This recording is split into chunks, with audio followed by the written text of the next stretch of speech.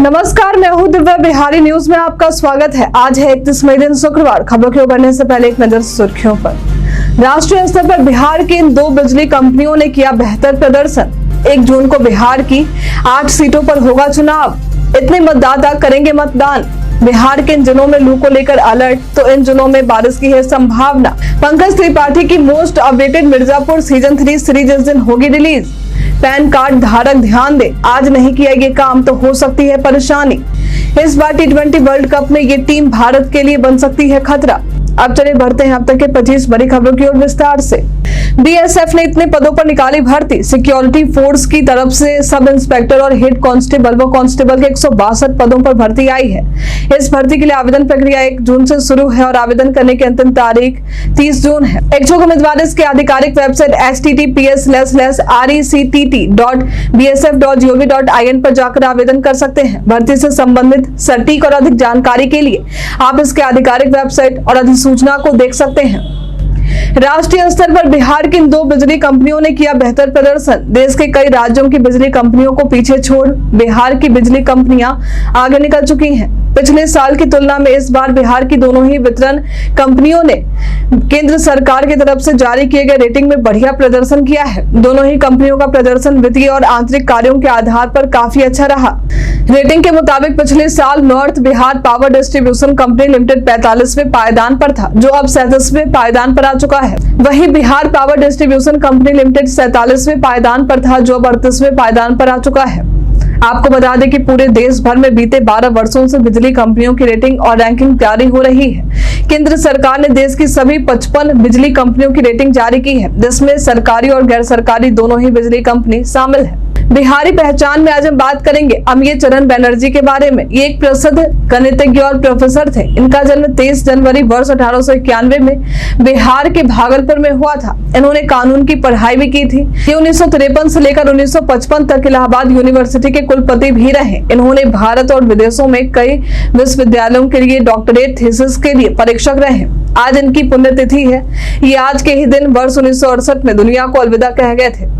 शिक्षकों को गर्मी की छुट्टी नहीं मिलने पर सोशल मीडिया पर जता रहे नाराजगी। भीषण गर्मी की वजह से सरकारी स्कूल में कई बच्चों के बेहोश होने और गर्मी की वजह से तबीयत खराब होने की खबर सामने आ रही थी। मामला अधिक बढ़ता देख राज्य सरकार ने सरकारी स्कूलों में 8 जून तक गर्मी की छुट्टियां दे दी, लेकिन ये छुट्टी केवल बच्चों के लिए ही है। सरकारी स्कूल के शिक्षकों को छुट्टी नहीं दी गई है। शिक्षकों को छुट्टी नहीं मिलने पर शिक्षक काफी नाराज नजर आ रहे हैं और सोशल मीडिया के जरिए अपनी नाराजगी जता रहे हैं। सोशल मीडिया के X प्लेटफॉर्म पर बीते दिन #टीचर्स लाइव्स मैटर ट्रेंड हुआ है। 1 जून को बिहार की 8 सीटों पर होगा चुनाव। इतने मतदाता करेंगे मतदान। बिहार के अंतिम चरण का चुनाव प्रचार थम चुका है।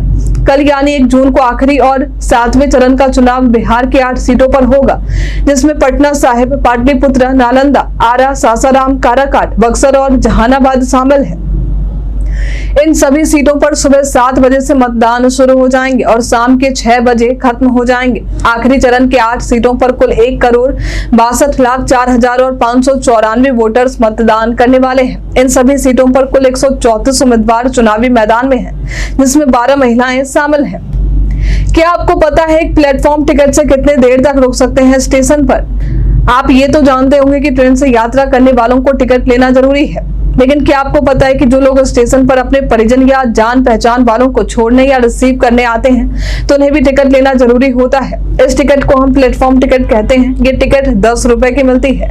लोग चाहें तो उसे ऑनलाइन या ऑफलाइन दोनों ही तरीके से खरीद सकते हैं। प्लेटफॉर्म टिकट भी खरीद तो लेते हैं, लेकिन कई लोगों को पता नहीं होता है कि इस टिकट की अवधि क्या होती है। एक टिकट को लेकर हम कितने देर प्लेटफॉर्म पर रुक सकते हैं। तो आपको बता दें कि एक प्लेटफॉर्म टिकट की अवधि 2 घंटे तक की होती है। यदि आप 2 घंटे से भी ज्यादा तक अपना समय स्टेशन पर बिताते हैं तो आप पर 250 रुपए तक का जुर्माना लगाया जा सकता है।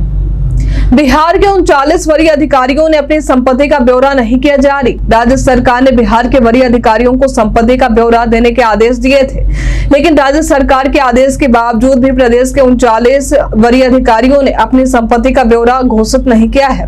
संपत्ति का ब्यौरा घोषित नहीं करने वालों में 36 सीनियर IAS और 3 IPS अफसर शामिल हैं। सामान्य प्रशासन द्वारा इन्हें संपत्ति का ब्यौरा नहीं देने पर अल्टीमेटम जारी किया गया है। प्रावधान के मुताबिक यदि ये अपनी संपत्ति का ब्यौरा सार्वजनिक नहीं करते हैं तो इनकी वेतन कटौती की जाएगी, साथ ही इन पर प्रशासनिक कार्रवाई भी की जाएगी। पंकज त्रिपाठी की most awaited Mirzapur season 3 series इस दिन होगी रिलीज। मिर्जापुर देश की सबसे चर्चित वेब सीरीज बन चुकी है। जल्द ही मिर्जापुर सीजन 3 भी रिलीज होने वाली है, जिसका मिर्जापुर के फैंस बेसब्री से इंतजार कर रहे हैं। इस सीजन की रिलीज डेट भी सामने आ चुकी है। इस बार भी सीजन में बिहार के पंकज त्रिपाठी अपने फैंस को एंटरटेन करते नजर आएंगे। पंकज त्रिपाठी के साथ रसिक दुग्गल, अली फजल, श्वेता त्रिपाठी, हर्षिता गौर और विजय वर्मा भी नजर आने वाले हैं। हालांकि इनके अलावा 3 और नए चेहरे देखने को मिल सकते हैं। ऐसा कहा जा रहा है कि मिर्जापुर का तीसरा सीजन 9 जुलाई को अमेज़न प्राइम वीडियो पर स्ट्रीम होगा, लेकिन सीरीज मेकर्स ने इसे लेकर कोई आधिकारिक डेट की घोषणा नहीं की है। बिहार पर्यटन में आज हम बात करेंगे चिरांद के बारे में। यह स्थान बिहार के सारण जिले में स्थित जिला मुख्यालय से करीब 11 किलोमीटर दूर दक्षिण पूर्व में घाघरा नदी के उत्तरी तट पर डोरीगंज बाजार के निकट मौजूद है। यहाँ पाषाण युग की विकसित संस्कृति के बारे में खुदाई के दौरान पता चला था, जो करीब 4 वर्ष पुरानी है। यही वो स्थान रहा जहां पूरे भारत में नवीन पाषाण युगीन संस्कृति प्रकट हुई थी, जिसके बाद यह स्थान एक महत्वपूर्ण शहरी क्षेत्र के रूप में उभरा था। उस दौरान लोग यहाँ पशुपालन, कृषि और शिकार किया करते थे। यदि आपको पुरातात्विक चीजों को जानने का शौक है तो आप यहाँ भ्रमण के लिए आ सकते हैं।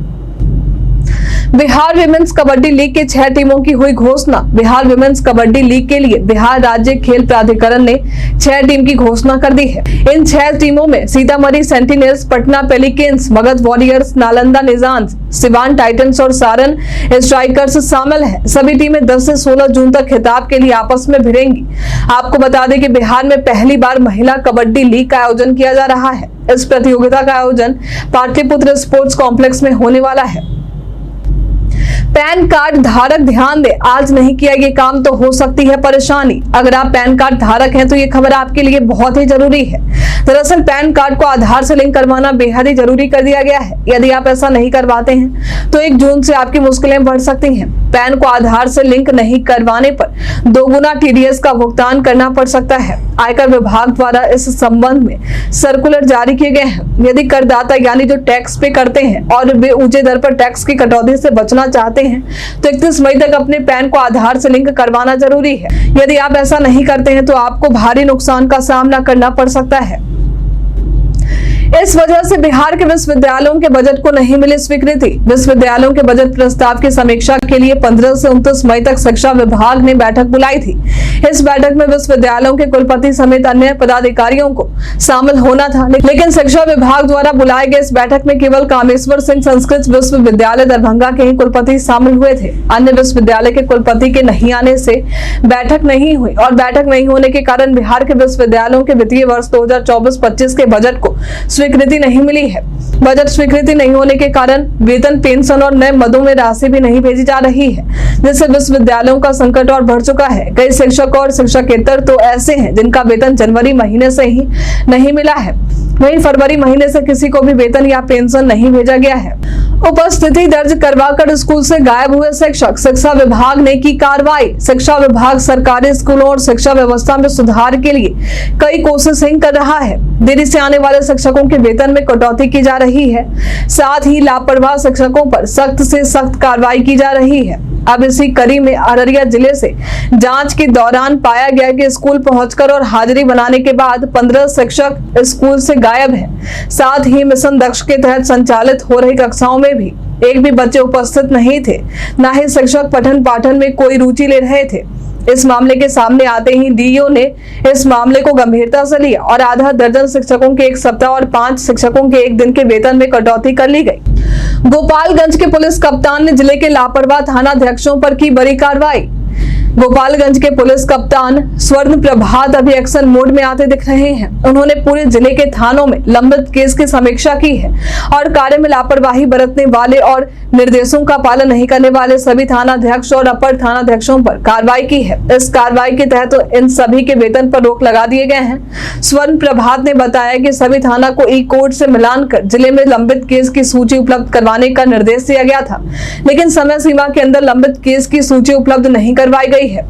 ऐसे में कार्यों में लापरवाही बरती गई और निर्देशों के अनुपालन भी नहीं किए गए हैं। उन्होंने कहा कि कोर्ट से मिलान कर लंबित केस की सूची उपलब्ध नहीं कराए जाने तक सभी का वेतन बंद रखा जाएगा। बिहार के इन जिलों में लू को लेकर अलर्ट, तो इन जिलों में बारिश की है संभावना। बिहार में इस बार गर्मी रिकॉर्ड तो रही है। लू को लेकर मौसम विभाग लगातार अलर्ट जारी कर रहा है। बढ़ते तापमान के कारण गर्मी से कहीं भी लोगों को राहत नहीं मिल रही है। आज प्रदेश में सुपौल, अररिया, किशनगंज, मधेपुरा, सहरसा, पूर्णिया और कटिहार, भागलपुर, बांका, जमुई, मुंगेर व खगड़िया में एक या दो स्थानों पर बारिश की संभावना जताई गई है। आज बक्सर, भोजपुर, रोहतास, भभुआ, औरंगाबाद, अरवल, पटना, गया, नालंदा, शेखपुरा, नवादा, बेगूसराय, लखीसराय और जहानाबाद में लू को लेकर ऑरेंज अलर्ट जारी किया गया है। प्रदेश का अधिकतम तापमान 42 से 44 डिग्री तक भी जा सकता है। वहीं न्यूनतम तापमान 38 से 40 डिग्री तक रहने की संभावना जताई गई है। पुलिस ने 25,000 के इनामी अपराधी को किया गिरफ्तार। जमुई पुलिस ने इनामी अपराधी को लेकर बड़ी सफलता हासिल की है। दरअसल पुलिस ने 25,000 के इनामी अपराधी बलराम पासवान उर्फ बालो पासवान को गिरफ्तार कर लिया है। अपराधी की गिरफ्तारी गुप्त सूचना के आधार पर हुई है। जमुई पुलिस अधीक्षक डॉक्टर सौर्य सुमन को पता चला था कि अपराधी अपने घर में छिपा है। सूचना मिलते ही डीएसपी हेडक्वार्टर आफ्ताब अहमद के नेतृत्व में एक छापेमारी टीम का गठन हुआ, फिर उसे गिरफ्तार किया गया। इस इनामी अपराधी पर लूट, किसी को जान से मारने के प्रयास और आर्म्स एक्ट जैसे कई मामले दर्ज हैं। परसरमा अररिया नई सड़क के निर्माण से 140 गांवों की बदलेगी सूरत। 6 हाईवे कनेक्टिविटी सुपौल जिले में है, जिसमें से एक Parsarma Araria greenfield express highway भी शामिल है। परसरमा अररिया नई सड़क से कोसी सीमांचल के कई गांवों को फायदा होगा। इससे 140 गांवों की सूरत बदल जाएगी। ये सड़क लोगों के लिए काफी फायदेमंद साबित होगी। साथ ही पूर्वोत्तर भारत से सीधे संपर्क के लिए ये सड़क सबसे बेहतर मार्ग में से एक होगी। डिफेंस के लिए भी परसरमा अररिया सड़क को महत्वपूर्ण माना जाता रहा है, जो पूरी तरह से ग्रीनफील्ड सड़क रहेगी। इससे प्रारंभिक सहमति भी केंद्र सरकार द्वारा दी जा चुकी है, जहां दूसरे चरण का काम शुरू हो चुका है। इस सड़क का निर्माण कार्य पूरा हो जाने से पूरे क्षेत्र का विकास हो सकेगा। तेजस्वी यादव ने बताया, इन 3 फैक्टर की वजह से चुनाव हारेंगे पीएम मोदी। बीते दिन तेजस्वी यादव ने मीडिया से बातचीत के दौरान पीएम मोदी पर जमकर निशाना साधा है। उन्होंने बताया था कि उन्होंने 291 जनसभाएं गुरुवार को पूरी की। इंडिया अलायंस को 300 से ज्यादा सीटें मिलेंगी। वहीं पीएम मोदी को लेकर उन्होंने कहा कि इन्हें 3 फैक्टर चुनाव हरवा रही है, जिसमें सबसे पहला है बेरोजगारी, दूसरी है गरीबी और तीसरी है महंगाई। इन्हीं 3 फैक्टरों की वजह से पीएम मोदी चुनाव हारेंगे। चुनाव के आखिरी चरण में मतदाताओं से पीएम मोदी की खास अपील। 1 जून को लोकसभा के आखिरी चरण का चुनाव होने वाला है। इस आखिरी चरण में वाराणसी में भी चुनाव होने वाले हैं। आखिरी चरण के चुनाव को लेकर पीएम मोदी ने बीते दिन मतदाताओं से खास अपील की है। उन्होंने कहा कि काशी के लोगों को मेरा प्रणाम। काशी हमारे लिए भक्ति, शक्ति और निराशक्ति की नगरी है। ये विश्व की सांस्कृतिक राजधानी है। माँ गंगा ने हमें अब गोद ले लिया है। अब काशी के विकास को नई ऊंचाई देने का अवसर है। ये तभी हो पाएगा जब काशी के लोग 1 जून को अधिक से अधिक मतदान करेंगे। काशी ये युवा नारी शक्ति और किसानों से विशेष आग्रह है। आप लोगों का एक एक वोट मेरी शक्ति को बढ़ाएगा, मुझे नई ऊर्जा देगा। आप लोगों को याद रखना है कि पहले मतदान फिर जलपान। राजद के आईटी सेल पर राज्यपाल विश्वनाथ आलेकर ने कड़ी कार्रवाई के दिए निर्देश। राजद के आईटी सेल वालों पर बिहार के राज्यपाल राजेंद्र विश्वनाथ आलेकर ने बड़ी कार्रवाई करने के निर्देश दिए हैं। दरअसल एक नितेश कार्तिकेय नाम के व्यक्ति ने सोशल मीडिया एक्स के जरिए राजभवन पर गंभीर आरोप लगाए हैं। इस व्यक्ति ने खुद को राजद के आईटी सेल का प्रमुख और लालूवादी बताया है। इसने सोशल मीडिया एक्स पर कहा है कि भारत के गृह मंत्री के इशारों पर बिहार के राजभवन पटना में 2 ईवीएम हैकर को रुकवाया गया है। चर्चा है कि 2 संदिग्ध व्यक्ति, जिसका नाम पी कश्यप और डॉक्टर एम के भाई है, ये दोनों व्यक्ति राजभवन में ठहरा हुआ है। बिहार के मुख्यमंत्री ही यहाँ के गृह मंत्री हैं। अब ऐसे में नीतीश कुमार जी को जवाब देना चाहिए कि राजभवन में ये दोनों संदिग्ध व्यक्ति किस हैसियत से ठहरा हुआ है। क्या ये कोई आईएएस है या कोई विभाग का अधिकारी है? इसका जवाब मुख्यमंत्री देंगे या चुनाव आयोग देगा? सूचना ये भी है कि ये दोनों व्यक्ति ईवीएम मशीनों की हैकिंग का विशेषज्ञ हैं। राजभवन पर इस तरह के गंभीर आरोप लगाए जाने के बाद राज्यपाल भड़क उठे हैं और उन्होंने कार्रवाई करने का निर्देश दिया है। इस बार T20 वर्ल्ड कप में ये टीम भारत के लिए बन सकती है खतरा। आईपीएल के बाद अब cricket fans T20 world cup को लेकर काफी उत्साही हैं। 1 जून से वेस्ट इंडीज और अमेरिका इस मेगा इवेंट की मेजबानी कर रहा है। इस इवेंट में 20 टीमें अपना प्रदर्शन दिखाएंगी। ये सभी टीमें 4 ग्रुप में बांटी गई हैं। हर टीम से 2 टीमें सुपर 8 राउंड के लिए क्वालिफाई करेंगी। इस बार 3 टीमें ऐसी हैं जो इस टूर्नामेंट में पहली बार भाग ले रही हैं। इसमें से 2 टीमें भारतीय टीम के ही ग्रुप में शामिल है। इन 3 टीमों में युगांडा, की टीम, कनाडा की टीम और अमेरिका की टीम शामिल है। कई कारणों से दर्ज है भारत के इतिहास में आज की तारीख। आज के दिन वर्ष 1977 में भारतीय सेना के एक दल ने पहली बार विश्व के तीसरे सबसे ऊंचे पर्वत शिखर कंचनजंगा पर चढ़ाई की थी। आज के दिन वर्ष 1921 में भारतीय राष्ट्रीय कांग्रेस के झंडे को अंगीकार किया गया था। आज के दिन वर्ष 1959 में धर्मगुरु दलाई लामा को तिब्बत से निर्वासन के बाद भारत में शरण दी गई थी।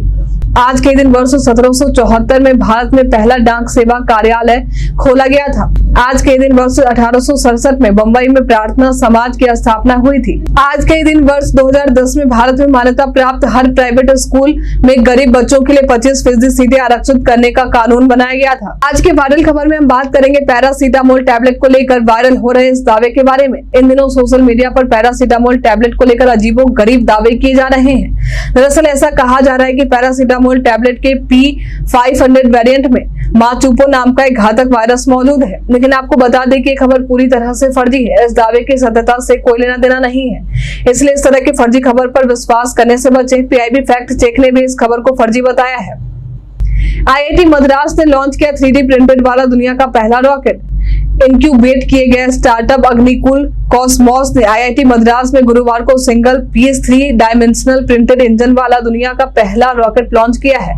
आपको बता दें कि रॉकेट अग्निबाण सॉर्टेड भी भारत का पहला सेमी क्रायोजेनिक इंजन संचालित रॉकेट लॉन्च है। ये पूरी तरह से स्वदेशी रूप से डिजाइन और निर्मित किया गया है। बीते दिन आंध्र प्रदेश के श्रीहरिकोटा में सुबह 7:15 पर अग्निकुल द्वारा स्थापित भारत के पहले निजी तौर पर विकसित लॉन्च पैड धनुष से लॉन्च किया गया है। एलन मस्क द्वारा व्हाट्सएप पर किए गए इस दावे का व्हाट्सएप के चीफ ने किया खंडन। अभी हाल में एलन मस्क ने सोशल मीडिया पर एक पोस्ट शेयर करते हुए लिखा था कि व्हाट्सएप हर रात अपने यूजर्स के डेटा को एक्सपोर्ट करता है, लेकिन अभी भी ये लोग सोचते हैं कि ये पूरी तरह से एक सुरक्षित प्लेटफॉर्म है। अब एलन मस्क के इस दावे पर व्हाट्सएप चीफ बिल कैथकार्ट ने खंडन किया है। उन्होंने कहा है कि ये जानकारी बिल्कुल गलत है। उन्होंने कहा कि हम यूजर्स की सुरक्षा को प्राथमिकता पर लेते हैं और इस वजह से हम सभी मैसेज को एंड टू एंड एनक्रिप्टेड करते हैं। रात में भी सभी मैसेज हमारे पास नहीं आते हैं। हम प्रतिदिन आपसे 5 ऐसे जरूरी सवाल पूछेंगे, उसको जवाब बताएंगे जो कि BPSC, बिहार पुलिस, दरोगा समेत SSC जैसे प्रतियोगी परीक्षाओं में काम आएंगे। सवाल इतिहास, बिहार स्पेशल, विज्ञान, करंट अफेयर्स और भूगोल से रहेंगे। पूछे गए 5 सवालों में आपने कितना सही उत्तर दिया है, ये हमें कॉमेंट में लिखकर जरूर बताएं। तो हमारा पहला सवाल है, हाल ही में आपातकालीन चिकित्सा दिवस कब मनाया गया है? ऑप्शन ए है 25 मई, ऑप्शन बी है 27 मई, ऑप्शन सी है 26 मई, ऑप्शन डी 28 मई। इसका सही उत्तर है 27 मई। हाल ही में साइबर सिक्योरिटी कॉन्क्लेव का आयोजन कहाँ किया गया है? ऑप्शन ए है जयपुर, ऑप्शन बी है नई दिल्ली, ऑप्शन सी है कोलकाता, ऑप्शन डी है हैदराबाद। इसका सही उत्तर है नई दिल्ली। हाल ही में कौन T20 में दूसरे सर्वाधिक रन बनाने वाले खिलाड़ी बने हैं? ऑप्शन ए है Travis head, option B Abhishek Sharma, option C है बाबर आजम, ऑप्शन डी है सूर्य कुमार यादव। इसका सही उत्तर है बाबर आजम। बिहार में नंगी हड़ताल का आयोजन किस जेल से प्रारंभ हुआ था? Option A Munger jail, option B है छपरा जेल, ऑप्शन सी है दरभंगा जेल, ऑप्शन डी है पटना जेल। इसका सही उत्तर है छपरा जेल। बिहार में किस मंडल में सर्वाधिक जिले हैं? Option A Patna, option B है पूर्णिया, ऑप्शन सी है मुंगेर, ऑप्शन डी है मगध। इसका सही उत्तर है पटना। बीते दिन हमारे द्वारा पूछे गए सवाल का आप लोगों में से बहुत सारे लोगों ने अपना जवाब हमें हमारे कमेंट सेक्शन बॉक्स में लिख कर दिया था। जिन्होंने हमारे द्वारा पूछे गए सवाल का जवाब, जिनके नाम है राजीव कुमार, विजय कुमार मंडल, मुन्ना प्रसाद, रंजीत मिश्रा, मंटू कुमार, राकेश मिश्रा, मोहम्मद साकिर हुसैन, मिथिलेश कुमार, कुमकुम कुमारी, अतीक खान, संजीव कुमार, गोनर शर्मा, शोभानंद ठाकुर, सबीला खातून, भरत प्रसाद, मोहम्मद अनवर, मनोज कुमार शाह, रवि कुमार, कुमकुम कुमारी। इसके साथ ही बढ़ते आज के सवाल की रात का सवाल है, कौन सी स्पोर्ट्स एक्टिविटी आपको पसंद है? इसका जवाब हमें हमारे कमेंट सेक्शन बॉक्स में लिखकर जरूर बताएं। आज के लिए इतना ही। बिहार की तमाम खबरों के साथ बने रहने के लिए देखते रहे बिहारी न्यूज। और साथ ही अगर आप यूट्यूब से देख रहे हैं तो चैनल को लाइक करना और सब्सक्राइब करना। अगर आप फेसबुक से देख रहे हैं तो पेज को फॉलो करना ना भूलें। धन्यवाद।